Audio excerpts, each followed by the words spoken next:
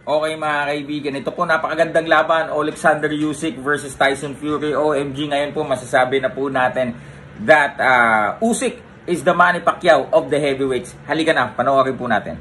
Despite of the 30-pound weight differential, over 30 pounds yata yung differential, ito grabe talaga. But still, hats off to Tyson Fury. Nagbigay talaga ng napakagandang laban, always coming in prepared. But Usyk mga kaibigan, iba talaga, very Ukrainian yung kanyang mga shot selections. So yun, nakikita nyo, straight punches na very effective, and then step back agad. Parang si Lomachenko mga kaibigan. Approach nila, parang Olympic style of boxing. Although nahilo siya doon, no? Nahilo siya sa jab ni Tyson Fury, and kumonekta din. Ayun, napakagandang uppercut from Tyson Fury. Usyk, lagi ako na mamali, Alright. Ang ganda talagang itong si Usyk kahanga-hanga kasi sabi nga niya di ba? Let's talk.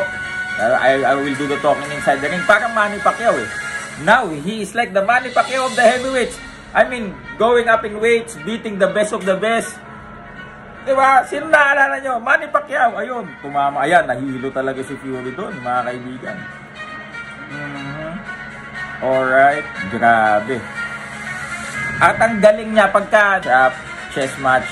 Pero yung ring IQ talaga ni Usyk nangingibabaw despite na mas malaki sa kanilang rematch. Let's go! Woohoo! Ganda ng laban.